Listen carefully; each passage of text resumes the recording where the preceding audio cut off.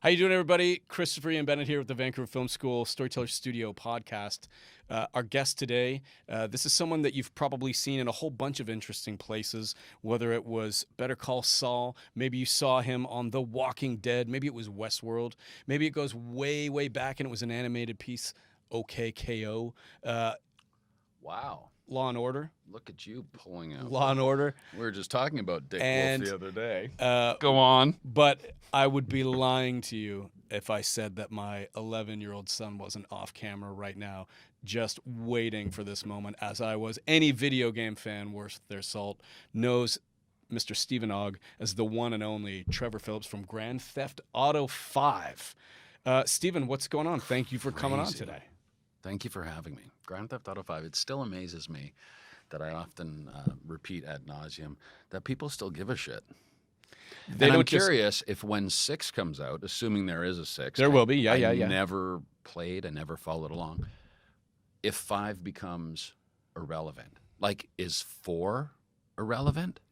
You're a gamer? Are you a gamer? Yeah. Oh, we are diehard in our family. Okay, so is 4... Diehard. 4 is no longer relevant, but what ends up happening is I do not speak for Rockstar Games, a little disclosure, but I suspect with each new console, and of course the buzz around the new PlayStation 5, the new Xbox console, possibly even Nintendo. What's the buzz about that? Well, there's going to be a new one in a year. New one. So PS4 is about to be obsolete. They're going to go PS5. So whenever they upgrade the hardware, usually a big, iconic Rockstar game implements itself, and people are predicting it'll be GTA 6. Really? So you've got another year where those take 7 years. But I mean, Stephen, your character though in it, I know you talk about this, you get asked about it a lot. But I mean, do you fully appreciate, like, with the exception of Mario, Pac-Man, Master Chief, Trevor Phillips is in the pantheon of maybe the 5 biggest video game characters of all time. Like, it's a big deal. And this isn't a caricature that you played. It's based on you, the likeness, the behavior. Like, it's a phenomenon in that it's the biggest selling video game of all time. It's the biggest entertainment character product of all time, right? I mean, in 3 days, I think it did, $1 billion? Or it did more than Avengers, Star Wars. It was the biggest entertainment product of anything, of all time, of any kind in those 3 days. It's pretty incredible. I mean, it's kind of cool to be part of that. I mean, I was Trevor. And what was so fun about the game is you bring that character to life, and I, at any point in that user interface of that video game, as I know you don't play the game, so I know you're familiar, I get to choose to be Trevor. And so I could be you. Like, that's crazy. Right. People must walk up to you all the time and go, holy shit, Does it get old? It's, well, I mean, seriously, you're ruining this entire podcast because you're chugging whiskey as a child. And that's probably... Be quiet. I mean, right there it says everything, right? Put that away.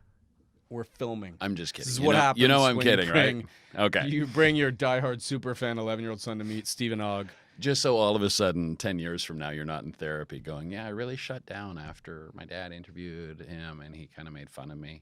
It'll be Stephen Ogg we send the bill to. Okay, please. But when people come up to you, do they? I mean, it's one of those things that I don't get tired of because it's something I'm proud of. Of course. If it was, I guess like the whole voice acting thing. If I was literally just voice acting this character, and it was, I was, whatever. I didn't really do anything that great. I would feel. Yeah, you can stop talking about it now. Yeah. But it was motion capture and all. Granted, you do recording in the studio for the driving stuff when there's not acting involved, but it's still the commitment to that character, the commitment for everyone, for Ned and for Sean, who played the other characters. Such a commitment to that in both time and energy. I've known you now for about 24 hours, and in that time, and you're exhausted. Welcome to my world. There's no doubt that this man. I feel like it's been 24 years. Yeah. There's no doubt that Trevor, that character, is you. Which came first with Rockstar? Like, were you cast because there was a fairly decent, breakdown of who they wanted, and you fit that bill. I mean, I just feel like you embody it so much as such a fan of the game, and I've logged. I mean, we're talking probably thousands of hours over the last 6 years. I mean, here's the thing with that, right? It's like, I mean, especially like you go on my Instagram and comments, which I don't engage with people. Why? You're so engaging. My Instagram is an art installation for me. It's you do a painting and you hang it in the gallery and you walk away from the gallery. You don't hang out in the gallery going, what do you think about my painting? What do you think about what I said or expressed or painted? You just do it and let the people feed on what they want to feed on and get what they want to get out of it. Instagram has become for me an opportunity because if, my inspirations being artists, painters, and musicians, not actors. Actors don't inspire me. Some do, but most of the time it's artists. If I could write a song and put it on an album, that's what I would do. I don't. I know how to write. I like to play anything? I don't. I recently got a banjo. How's that going? I love the rolls, they call them, like 5, 5, 2, 1, 4, 2, 1. I'm literally. Did you get like an app for it too? No, I just YouTube it. I just sit in front of my 16-inch going. And why not I took a couple ukulele lessons. or a guitar? Why a banjo? I've always been obsessed with the banjo. Yeah, I Since believe my that country about house, you. I wanted to sit on my porch and grow a beard and just rock back and forth and just not Deliverance, but just the Avid brothers have always been. Scott plays the banjo, and he's always been. They actually played a funeral. Do you know the Avid brothers? Well, of course, not personally, but yes, I'm familiar with their finer musical works. The collection. They played a funeral of someone you knew. This is now 20 plus years ago. Yeah. In New York, and it was these amazing girls. This is again the side tangents, but these girls had, I forget the name of the disease, but they were supposed to not live past a year, and they were twins. Mm-hmm. They had steel teeth. They had surgeries every week. They had no fingers, no toes. Natalie Merchant recorded with them. Oh, wow. These girls were just amazing, beautiful human beings that embodied what it is to survive and persevere. And they died a week apart in their 20s when they were only supposed to live a year. Their thing was they wanted the Avett brothers to sing at their, not the funeral, but at the, whatever the celebration of life. Yeah, I guess let's call it that. Yeah. And so at the time, my son was probably 3, 4, and he was sitting on the ground, and there's just the 3 of them. This is back when it was the 3 of them. Wow, that's a hell of a thing. And Scott kept breaking his banjo and all of that. And I didn't know they were such a big college hit, but I went up to them. I was like, you guys are going to be good. Well, now, of course, they're much different. But it's really, ever since then, and the banjo, I've always been obsessed with it. And if I can play Flower in Manhattan, the song that Scott plays, which is amazing, if you watch him do it acoustically on his banjo, I'm like, that's all I want. Well, that's a cool instrument. The sound of it. And apparently Steve Martin. Yeah, I was just going to say, Steve Martin is like, but I mean, he is very good. Like, I mean, no kidding. He's like a master. Yeah, he takes it really seriously. You are from Calgary originally.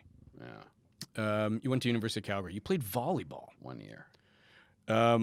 And now you're an actor. What happened? Why aren't you a pro volley? You're in great shape. For those of you who are watching, you can't tell. He dwarfs me by probably a good 1.5 feet.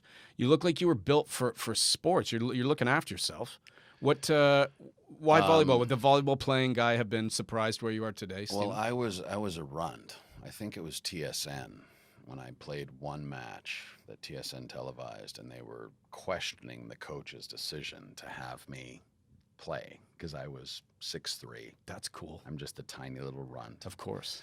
Volleyball and athletics. I mean, talk about acting and the. We can make this analogy between acting and athletics regarding sort of, as Guns N' Roses says, get in the ring, motherfucker. I want to kick your sorry little ass. It's that same thing. It's the competition. Yes. I acted before volleyball.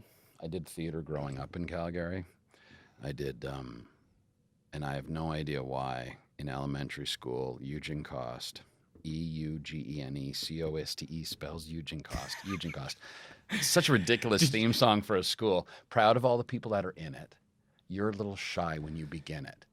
Such a disturbing school song. But anyways, we had that, and I did Betty Boop. I dressed as in drag. And what grade was this? Elementary. So elementary is what, grade 1 through 4 or 5? Sure, yeah. Yeah, even up to like 7, 8. But so theater was your first love. So I did that. Yeah. And I did theater, and sports was always something I enjoyed as well. But I was like, in Calgary, I was the theater community saw me as a jock. Yeah. And the jocks saw you. The jocks saw me as a theater. Did the term we can't say these days? Did you struggle with keeping attention in class? If I was to go back and read your report cards, what am I reading? No, Stephen, I was a great student. Like you were academically, you were focused. Yeah. The Really? teachers actually got kind of... I mean, I don't mean really like that shocks me. I just mean You seem like a real dumb guy. No. I just feel like you would be. I would think the creative side, your right brain. I would think for a guy like you must be always firing, and that's. Friday night, I would prefer to sit home and work on the book report title page for Monday than anything. I loved the process of learning. Mm-hmm.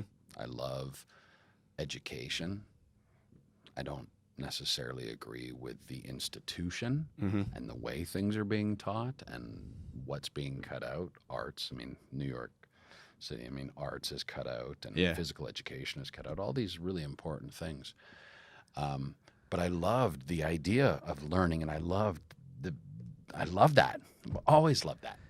You bring I've read a lot of interviews you've done over the years talking about it.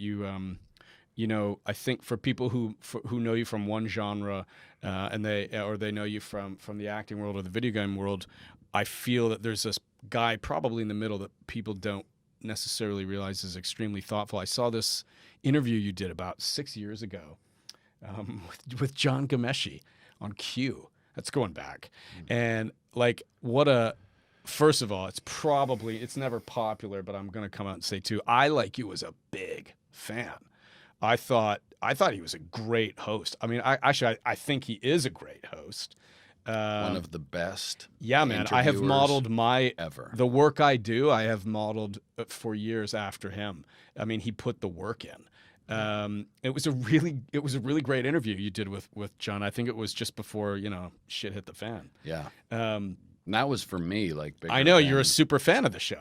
Who wasn't? I was a huge fan of the show. Do you like it now? I struggle with it now. I just it's not the same without him. Tom? Yeah. Tom Powers. What do you think? I don't listen to it as religiously. Like, I mean, honestly. Did you quit after it because you were such a fan? I didn't quit, but I was like, Gian Gameshi was sort of like. You started your day with it. Yeah, I did, and I would take the dogs and walk around Central Park listening to Q. As much as I would 25 years ago walk to my acting coach listening to Howard Stern when he was still on the radio. Yeah. It was a big thing, and I think I always remember, I mean, Gian, for let's put aside everything that we know. Yeah. I'm sure the comments are going to come in, but that's not what this is about.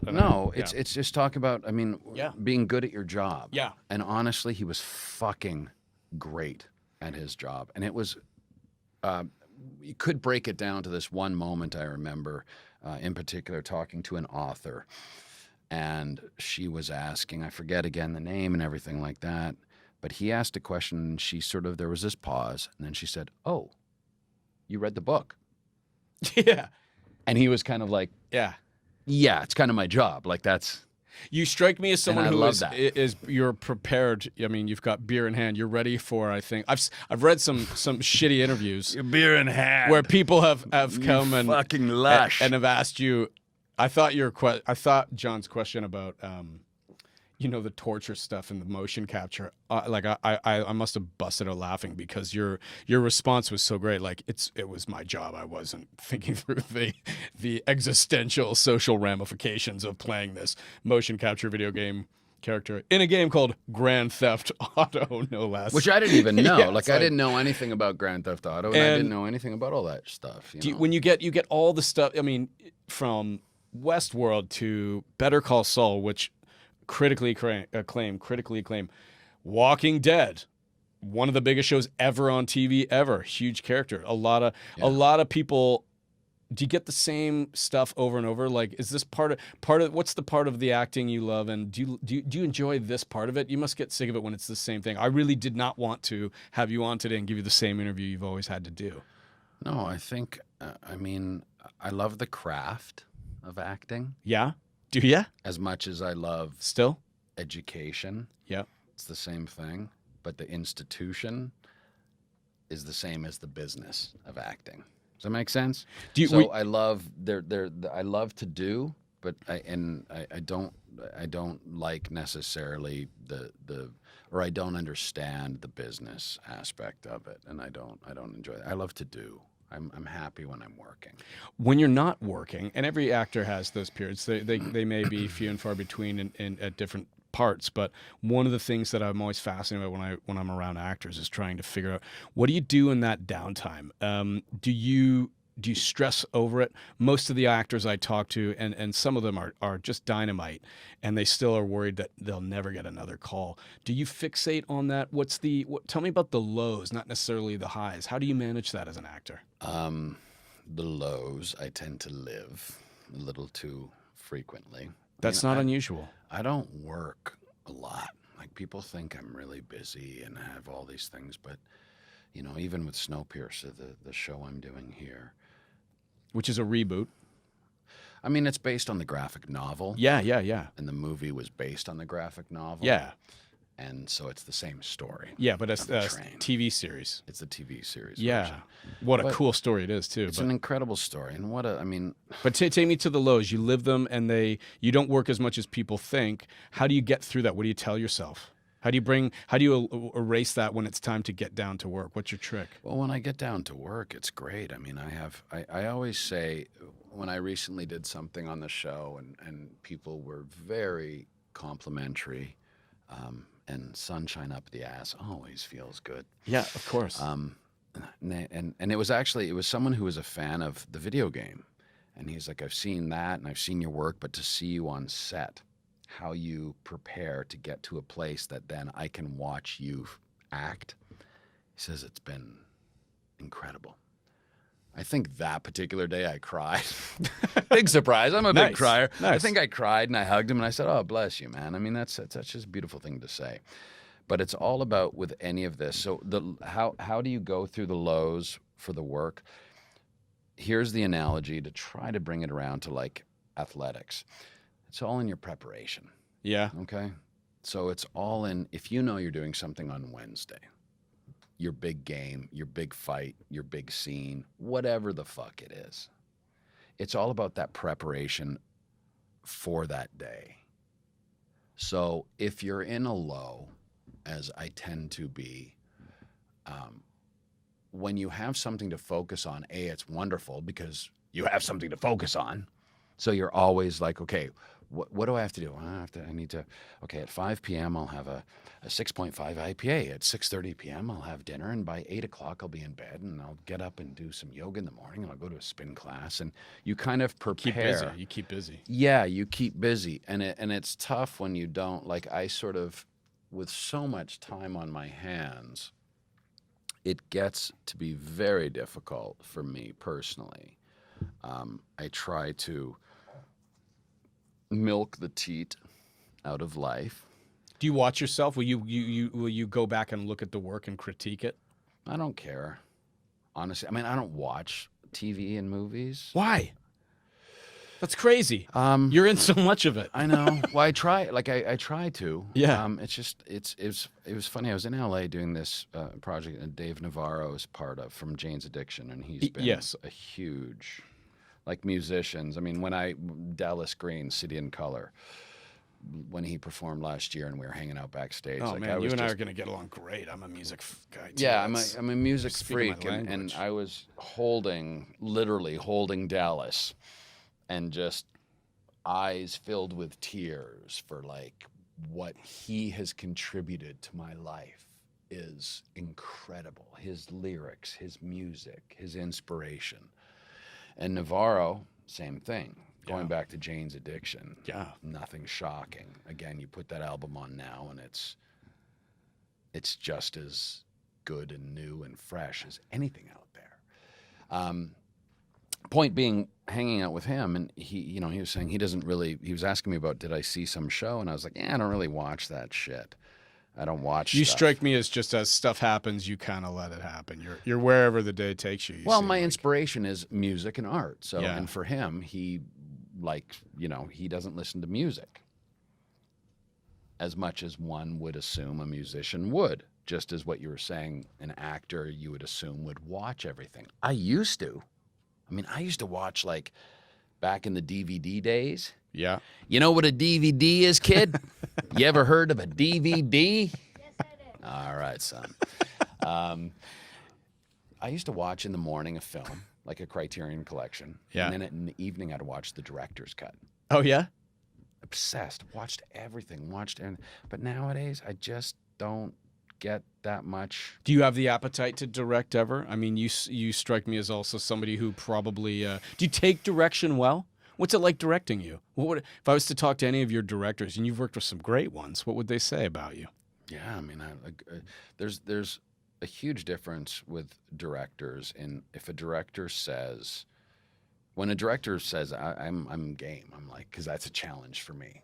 Yeah. Then don't do this. Okay, cool. Aces. A good director will give you good direction. Yeah. That makes sense. Directors that say, okay, now be more happy and sad. Huh? What? Be more happy and sad. The fuck does that mean? Well, you nod. 'Cause Right. You don't want to be difficult, and I'm not difficult. You just nod, and all you know is that they maybe don't know how to articulate or communicate what they want, but they know it's something different. So then your job is to do it different. And that could be talk louder, Right. or not do as much, or just change it up. I love direction. I mean, just recently with Snowpiercer, we've had so many great directors on Snowpiercer. When you I were love working on Better Call Saul, you worked with Bob Odenkirk. Oh, my God. What a whole bunch of incredible guys. Did he direct any of the episodes you did? No. Thomas did, who wrote it. And Thomas is an incredible director, famous for doing many, many, many, many takes. That's, I think, more Vince. I mean, because there might be something coming up on Better Call Saul that. Oh, interesting. Well, when kids might want to pay attention to. Well, whether it was Tom or Vince on a show like that too, like, yeah, he likes to do different camera angles.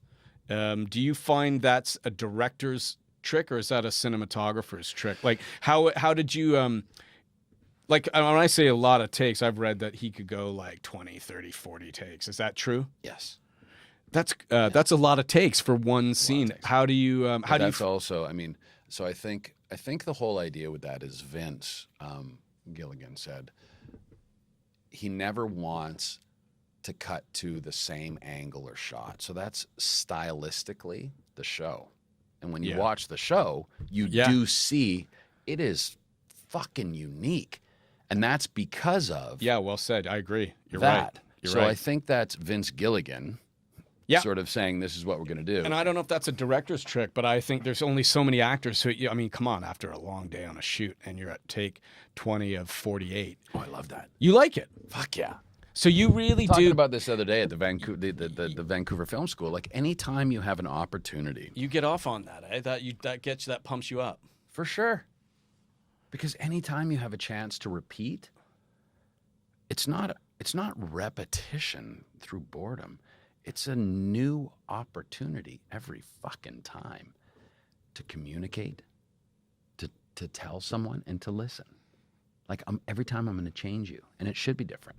You know, there's actors that say, I don't want to read the lines before because I want them to be spontaneous. What? What are you talking about? It should be an organic thing that you've done them 6,000 times and keep doing it differently. Every time should be different. Every time.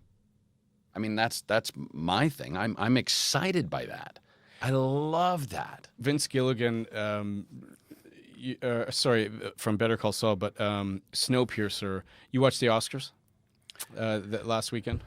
Did you catch it? I mean, did Parasite? You know where I'm going with this. Did Parasite surprise you? Did you see it? Were you Loved it. Yeah, you did. Would you have guessed Best film Yeah, I saw it last year. that one. I was surprised. I liked it, and I thought it was very good. It blew my mind, though. I would never have said that's going to win an Oscar. Really? No, Why? I just thought because I don't think much of the Academy sometimes. I think they miss stuff. Well, for fuck's sakes, Right? Awards in general. Yeah, and I didn't you watch have been them. nominated for a VGX award, best voice character. By the way, you've got some nice one. Like to your credit, Did I win? you did not. No. You did not. Who won? I believe it went to Nolan North for Uncharted, Drake's Fortune. I'm looking at my 11-year-old. Yes. I believe he lost to Uncharted. So stupid, right? Great game also. Wrong.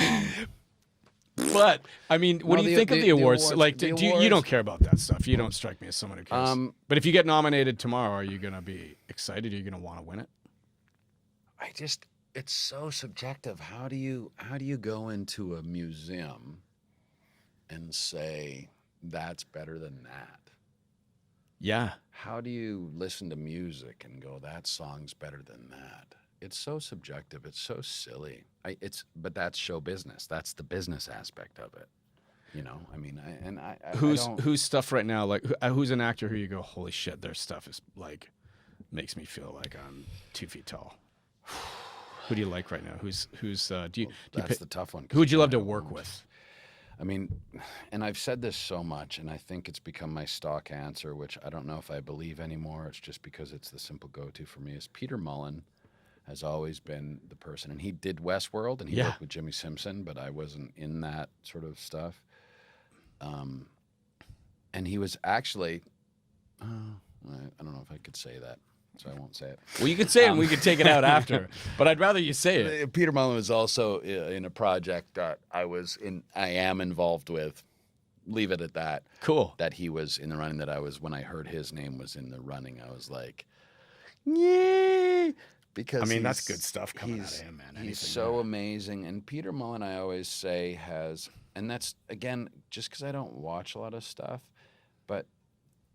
and again, this has probably been heard way too much, but Tyrannosaur, which was a film Paddy Considine did, wrote it and directed it. The opening scene of Peter Mullen in a pub. Nobody plays drunk like Peter Mullen. My Name is Joe, one of my favorite films. He's in a pub. See if we can link to that, Dylan. Let's put that in the link to below. It's pretty amazing. But the opening scene of My Name is not My Name is Joe, but Tyrannosaur is Peter drunk in a pub, ties his little dog up front, little pea licker, which I call those little dogs that. I believe that you're referring to like a little poodle or something. Yeah, like a pea licker. Shar-Pei, whatever. Yeah, one of those dogs. Cool. And bless all of you for having them. Love all creatures. Hashtag animal cruelty not accepted.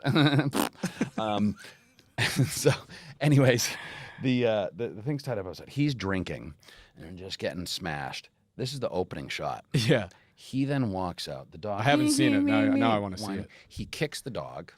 And as we know, you can, and video game, we know, kill 100 people. No problem. Right. Hurt an animal. Game over. Outrage. Yeah. But was it special effects or did he really kick the dog? Well, he kicked the dog, and the dog. And this is not a spoiler alert because this is the first 5 minutes of the film. Yeah. He picks the dog up. Yeah. He kicked it. He killed it. He picks the dog up, and it's a tracking shot of him walking down the road back home. Yeah.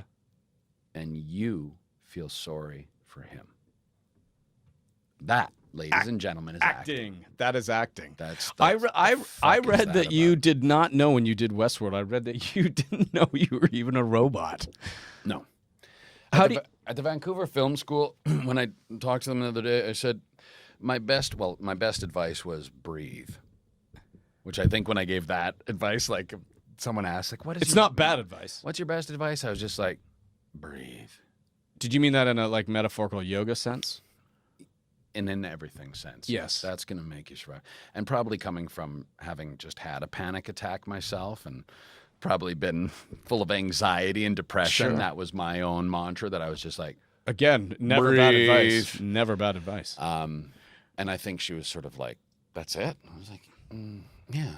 But the other thing I said is what you want to do on any set is ingratiate yourself as quickly as possible to the hair and makeup department. Yeah, I heard some students were talking about that. You made quite an impression to the students here. You did a great job. That was they were buzzing about it. You're probably right. I think those are the unsung heroes on set. People don't realize they know everything. Those guys. They're I mean, they do so much, but they're the only ones that know. Yeah, and that's what Westworld. Like I didn't. But you didn't know. You honestly didn't know you were a robot until hair and makeup.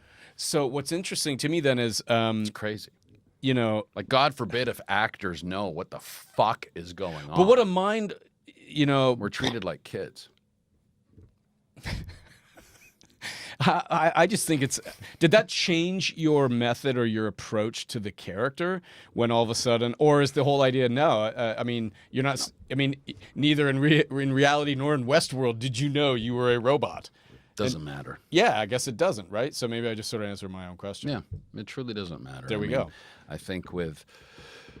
But what a weird thing to then find out. And how do you act like a robot that doesn't know it's a robot and thinks you it's shouldn't know. It's there's one thing, so nowadays especially, and it's changed, but Walking Dead, Westworld, Better Call Saul, all of these shows that I've been incredibly fortunate to be in, you don't get full scripts. Yeah. You don't get the full season because I'm not 1 or 2 on the call sheet. If you're 1 or 2 on the call sheet, you get a lot more. But what happens, and even in audition for these things, you get either made up sides or watermarked. Like you don't know anything but what you're given. And now this is probably, 5 years ago. 5 years ago I'm talking, but what happens is that the beauty of it, once you get over the fuck you, like give me some fucking information. Yeah, yeah. Am I a robot? Am I not? Am I this? Am I that? Am I aware that I'm a non-sentient robot? Yeah, am I a zombie? Am I not? Like what the fuck? Am I a savior? Blowing out the sound. I'm sorry about that. But what it does is once you get over that frustration, is talk. I can only imagine. Talk about what acting is and what it should be as being in the moment, right? So what you end up doing is only having that moment. And it goes back to like my acting coach in New York City is say the line, not communicate that line. That's all you have. You don't know your backstory. You don't know what's going on. It's kind of Buddhist acting. You don't know what's fill behind. It in like a lot of people? Like some actors fill it in and they create all of it. Your character on Walking Dead was one of the few that wasn't in the comic book, so you didn't have source material to go back to. No. Does it matter to Stephen Ogg? No. I didn't. That's interesting. Because again, case in point with it is that you're truly in the moment of finding out what's going on. Yeah. And oh my God, what a beautiful thing that is to be able to not know where you're going. It's frustrating, and again, after you get your things untwisted and you accept it, it's so beautiful to be able to just be like, okay, what are we doing right now? You're very pragmatic about that, and I think I like the way you articulate that, Stephen, because I have a ton of respect for who doesn't, for Daniel Day-Lewis, right? Full Method, whatever. But I always wondered, I mean, your character on Walking Dead, Simon, I believe was a mortgage. You were supposed to have been a mortgage broker before the apocalypse happened, something like that, a realtor. I mean, Scott Gimple and I kind of talked about sort of the whole Glengarry, Glen Ross. Does it matter to the extent, like, if this is a scene where you and Negan are going to go toe-to-toe, does it matter if you were a carpenter or a mortgage broker? Like, I don't know if at the audience, and I'm not taking away from actors who do, because if that's what it takes, Daniel Day-Lewis, to put Lincoln on my screen, You know, that's incredible work. But you really got to be called Lincoln for 6 months. I mean, it's a little. I don't know. Or what's his name? You know, Jared Leto, right? He was like full Joker the whole time in Suicide Squad. I don't know. I mean, but yet I feel like stories about that. I mean, again, it sort of goes back. Have you ever worked with actors like that? No. It goes, you know, Laurence Olivier, I think, was with Dustin Hoffman in Marathon Man when he did say, "It's acting, my boy." Yeah, right. Let's not forget that. We're fucking playing. We're grown-up adults being kids. Right? So just stop being so fucking precious. Whatever you have to get there, I'm not going to judge. Of course. But at the end of the day, I like that you have that. Like, do you really have to be like that and isolate people? I mean, it is a team sport. Wow, look at all these analogies with sports. I love it. I'm not even trying to tie it volleyball, in. Man. But it is a team sport. And the more you are inclusive, like Andrew Lincoln, #1 on the call sheet, Walking Dead, my God, that man set the bar for what a set should be. I don't care if you're a zombie. True professional, eh? I don't care if you're a guest star. I don't care what you are. We are all in this together. And we all make this better. And if I treat you like shit, what's the point? Which, you know, like... Good guy to work with? John Bernthal, good guy to work with. I guess he wouldn't have worked with him. He was gone after I met John at the cons. And he's just a love. I mean, that's the one thing with these shows. It's sort of like doing theater. Is it's like with Snowpiercer. Like our group text sometimes gives me anxiety because it's a lot. But there's some big names on there. I just love everyone so much. And literally recently someone had sent like part of the group text of like, this is why I love our show. Because we're all in touch with each other. Dinner tonight, are we going? Or like, it's important. Walking Dead was the same thing. Such a great group of people, such loves. And, you know, I'm still in touch with a lot. And Austin Emilio is, and forever shall be, my girl. You know, he was Dwight on the show. He's Fear the Walking Dead. It's a pretty beautiful opportunity to meet people and to create these lifelong relationships and friendships that to me, again, life is art. That's more important than that scene. Or when we acted together. Do you remember when we acted our pants off? Yeah, let's talk for a minute about zombies for a second. It's getting pretty gory. Like, there was some pretty... really heavy stuff in terms of the gore on these zombies. The bar is, I mean... Greg Nicotero, man. Fucking genius. I guess you would have to call him a genius. It's gross, but at the same time, it's brilliant. Does it dawn on you that as you're doing these scenes, like, there's extras in a movie and then there's zombie extras. Did it ever feel, you're one of the few actors who can say, I did The Walking Dead. There is no television show like it on earth. I mean, these zombies, every one of them I feel is a work of art and has a different, I mean, if you pause it, there is a story being told in the torn clothing they're wearing and the right? I'm not exaggerating, right? Like, he took it that seriously, didn't he? Yeah. Did it ever feel real?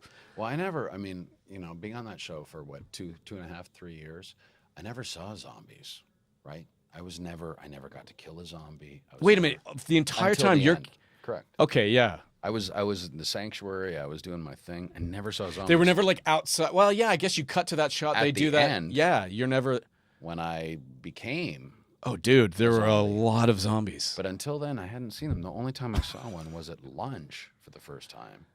When you go to the cafeteria and fucking someone's sitting there and you're just like, dude, I can't eat next to you because it's so gross. I know. It's disgusting. It's crazy. But I never got to see them. I never got to hang out with them. I mean, they were always incredible because famous people have wanted to do it. Like, it's either you're in, like, I think Prince Harry and Prince William were in Star Wars. They were stormtroopers, and that's the new thing now. Really? If you can be an A-list celebrity and who's the one now living on Vancouver Island? Is that Harry? Harry. Yeah, and so lots of he people. Could be on Snowpiercer. Daniel Craig was a stormtrooper, right? Todd, was it Daniel Craig? It was Daniel Craig. Tons of these guys have done Star Wars. Todd knows everything about this stuff. Really? Yeah. They just wanted to be in the film? Yeah, and celebrity, like big A-listers just want to be in Walking and be a zombie. It's like the thing now. Really? Yeah, I yeah, didn't yeah, know that. yeah. I would like to do it if there's anything you could do. Yeah, there's nothing I can do. Yeah, well, I had to ask. I had to ask. I'm number 686 on a call sheet, so. It's a really quite a show. Do you feel like you'll be an actor for the rest of your life? Is this it for you? Or in this industry? Rick Moranis making a comeback after 25 years. Not that I think you and Rick Moranis have anything. But not that he ever went away. He Yeah, was he just did. doing other stuff. Did he? Did he Yeah, quit? yeah, he was gone. He left the business. Well, I quit And for 6 years to build a house. So that's an extended hiatus. But did you know you were coming back?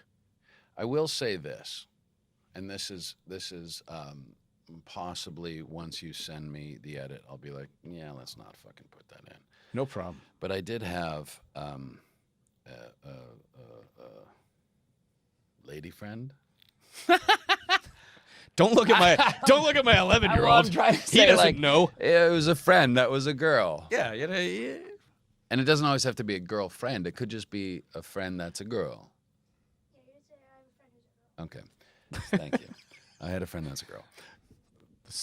The simplicity of Who being said to 11. me once, it always feels like you're sort of 1 foot's in and 1 foot's out. And I say that just as an analogy of acting too. I think there's truth to I have 1 foot in and 1 foot out. Sometimes I'm always thinking that's it, I'm done. I just want to. Would you? I feel like you'd miss and it. disappear. What would you do? Would you not miss it? You look to enjoy it so much, and the roles you play, you inject so much of yourself. I love the work. I love the work so much. I don't know what else I would do. I'm collaborating with a couple people with making IPAs, which excites me. Yeah. Good for you. That's creative. Yeah, and I'm working. I've been worked with these artists in LA. Graffiti artists, I shouldn't say graffiti artists, they're artists. I enjoy doing that. Ideally, I would love to work 2 to 3 days a week acting on a show. And I think I would be probably a different human being just for being able to have that opportunity to work consistently as opposed to 2 to 3 days a month. I don't know what else I would do. I always think, though, that, again, 1 foot is out, 1 foot is in, just in that. Do you bring that approach? Is the audition process for you? I mean, I say this almost every time we have an actor on the show because it just blows my mind. I mean, no other career path in the world really requires you to have a job interview before it every time. And the odds are overwhelmingly high you won't get the job. Correct. And yet you persist and you want to continue to do it. So there must be such an overwhelming love for it when you do get the job. Do you invest yourself heavily in the audition process? I mean, I haven't auditioned for a while now, which I have. That means you're doing pretty good. No, not because I'm having offers. Trust me, if you would be a fly on the wall yesterday talking to my manager, you wouldn't be saying that. I would love more opportunities. I don't mind auditioning. It's nauseating and tough, but I don't care. I love it. I just want opportunities. Like I will do whatever. Like I love auditions for the opportunity, not necessarily the process, because I get quite bleh. They're terrible. But I think it's, man. I mean, I do love acting, and I love to work, and it's a tough business to keep in. But it was, I think, was it Judi Dench? Dame Judi Dench, I was about to say Judi. I think it was Judi Dench or Helen Mirren, one of those. Both exceptional women, right? Of talent. Whoever it was incredible. And I think it was Judi Dench. That's why I was like Jane on Dame Judi. Said if you have nothing to fall back on, you can only go forward. Sure. And I sort of used to believe, oh, maybe I'll just be a Renaissance man and be a little good at everything. But no, you know what? If you have fucking nothing to fall back on, and at this point, I'm 48, 7, however old I am, 47, 48, 53, 68. But if you have nowhere to go, you just keep going because what am I going to do now? you're a parent, Home Depot. You're a parent. If I came to you and I said, "Hey, man, my kid wants to be an actor," I mean, you get students and people all the time. Yeah, and I say, I'm worried. Would you talk them into it or talk them out of it? Like what? More so, I think nowadays than ever. What's the secure job? Right. A nurse. My sister was a nurse. She works in palliative care now, but in Alberta, they just fucking cut thousands of jobs. Nurses. Teacher? What? No. Like, what job is there that is secure? Tax collector. Lawyer. Probably. Because they'll always be bottom-feeding fucking catfish. Sorry. No, we're leaving that one in. Was that? We're leaving that one in. Did I make a comment about lawyers? Actually, we have the head counsel, chief legal counsel for Paramount coming in after you, but don't worry about it. But no, you're right. Nothing's Secure. Nothing's secure. My only thing I would say... Maybe that's the myth of acting is that it's no less insecure than anything else. It's so stupid. Right? Oh, I would never encourage my child to be an actor. That's a terrible business. Okay, so I'm sorry. What is a good business? That's what my response would be. Right. What is a sure thing nowadays? There's nothing. Nothing. I mean, my only thing would be like... Can anyone act? I know your position on education. I know you believe it's important. But are great actors made or born? Well, I mean, you can make a great performance. Right? Especially film and television. You can be... shitty actor. Yeah, that part we know. Make a great performance. I mean, it was actually, there was a great example of Paper Moon. Great movie. Right? Tatum O'Neal. Oscar. That's right? going back. Yeah, she was a kid. She was a little girl. Arthur. Is it Arthur Penn? No. Who did the film? Oh, don't do that to me. It's way before my time. But she did that with her dad. Correct. Yeah. Fuck. Who was the... All right, this is where we cut while I check IMDb. Because he came to see a play I was in New York. What? Really? Not Arthur Penn. I know what you're... Come on. It's coming. Come on. Mr. Know-It-All. Star Wars. Oh, okay. Arthur... He produced it. Bogdanovich? The director? No. Frank Marshall. Paper Moon? Yeah. Was Frank Marshall? Yeah. Francis Ford Coppola was also an uncredited... What the hell? Francis Ford Coppola was an uncredited producer of Paper Moon. I didn't know that either. There you go. Arthur... Who am I fucking thinking of then? Well... The writer? Who wrote Paper Moon? Alvin Sargent. Wow. Yeah. Then what the fuck am I thinking of? Then maybe it had nothing to do with Paper Moon, other than... Oh, we were going somewhere so good with it. Sorry, everybody. And this is what Storyteller Studio is all about. This is Stephen Ogg summed up in one interview. But Paper Moon. The point being with it, it was Arthur Penn. It was a very famous, because I couldn't... We were walking down 7th Avenue, 23rd... And he went and saw you in a school play? No, I was doing an off-Broadway play. Can you sing? No. I love to sing. Can you dance? No. I'm a one-trick pony. But point being that we should clip together for the performance and what can be made is that what he was saying regarding Tatum O'Neal in that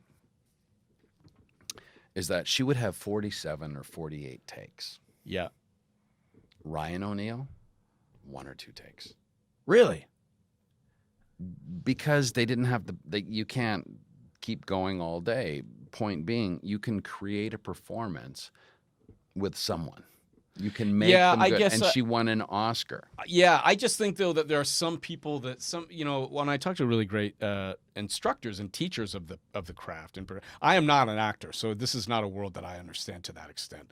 But I'm around them so much, and I get the chance to work and interview them often, and I hear sometimes that adage that acting is reacting. And I go, that actually kind of makes sense. Like sometimes I see that as like it's clever, it's maybe minimalist or simplistic, but in some cases that is really true. You're saying you can make a performance, but I do feel like once in a while there's someone they're just a really good fucking actor. And of course. I think they were born that way, because then you go and you look at their CV and you're like, they don't really have a ton of formal training or any training sometimes, and they're just kind of doing it. So I'm fascinated by Joaquin Phoenix, right? I mean, it's not like he went to RADA. Yeah. He's just a very emotionally available person. And that's why I say life is art. Yeah. If you work on your life and you work on being emotionally available, it's only going to help you in acting, because you're going to be open. Acting is reacting, and there you go. You're open to it. You should have your own podcast for sure. I would say to you, if I was your manager, if I was like the way you see it, and so many podcasts now. There's so many. I mean, I've done your own so show, many website, podcast, probably a dumb word for it. Your own series. There's an appetite for great conversations forever, which is why I love to do this stuff. Always. I love to chat. I'm a big fucking blabbermouth. But I mean, I have read so much of your interviews and watched as much as I've consumed a lot of it. When we knew you were coming on the show, I do a lot of prep, and like you were made for Very that. Gian Gameshi. That. Oh, is that terrible? Is that a terrible reference? It's especially not, in Canada. It's not the are we one not allowed I to say that. I'm not looking for Peter that. Mansbridge. Knowlton Nash. Very Knowlton Nash of you. You don't even know who Nobody they are. knows. You were not even No born. one knows. Anyone in this room that was a knows. very old. I would be content for people just to go, if they think you are as interesting as you are, then I've done a good job. But I also think the trick of it now is getting in there every time and trying to find something. Like, we call it the Storyteller Studio, because we would like you to get caught up in all the alleys and sidebars you can take on, which you like exemplify. Yeah, well, I don't think you need This is to, like should have been called guide me Stephen there. Ogg Lane, which is just every exit to the left or right. I was of saying, you. coming in here, I was like, fuck, how am I going to talk about this? Because Yeah. I just ran into a friend that I haven't seen in 20 years, and Will he built you a country house with me. And but straight up, you're a great actor. You're very good. Do you think you're a good actor? no, Honestly, like I know I'm good at what I do. how? So I guess that would be. Why? By what measurement? Because I have an abject focus, and I'm very myopic in my work. When I come to work, I'm fucking here. I'm so present. But that's all it takes for you to be convinced you're a good actor. I do think you're a good actor. I wouldn't say I would measure it by your performance, but you don't often watch your performance. How do you know? It doesn't matter either way. I just consider when I bring it, I bring it. Yeah, watch your mic there. I bring it. Yeah, All in. All in. I believe that So, by every sense. And someone actually asked me once about, like, do people get intimidated by you on set? Because you seem very intense. People say that about you, eh? Someone had said that. I was like, no. I'm just focused. I'm here for you.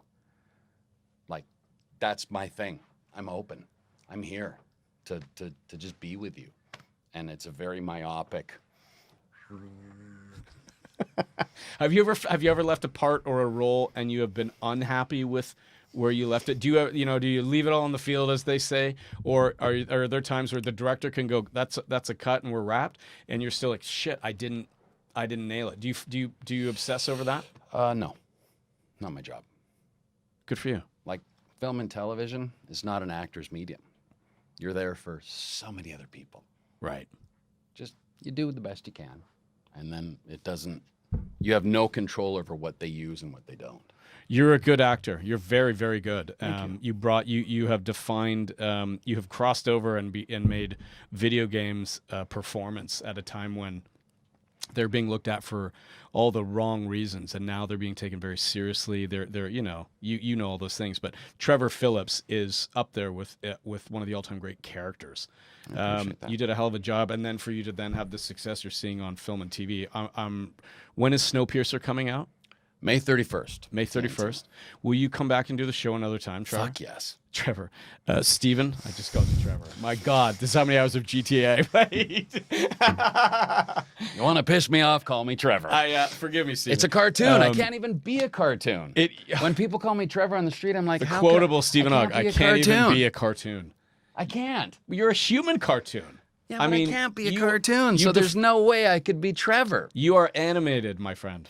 We love you at Vancouver Film School. You always have a home here. We hope you'll come again. The students, I mean, I have not seen this kind of buzz, and we've had some incredible actors here Since Matthew Illier, all the time. Since Laurence Olivier. No, what's Descendants, wonderful man, Matthew. Oh well, Matt Lillard was here. Matt Lillard. You're talking about yeah. Matthew Illiard. I was like, no, Matt Lillard. He's great. He's here. We had Gabrielle Carteris was just here the other day. Union's president. Yeah, is she your? I'm assuming she's your president. Mm-hmm. Yeah. Well, yeah. I mean, I'm part of the union, so she's my president. Yeah. She's great. We have all sorts of them. They're always walking those. You, my friend, you have lingered. There is something in the air, and it's good. It's really good. Thank you for coming in. It's all that kale. Yeah. I want you to enjoy the craft beer. Come back and do the show again. Ladies and gentlemen, the animated and the always fascinating Stephen Ogg. Always fascinating. Thank you for coming. Thank you.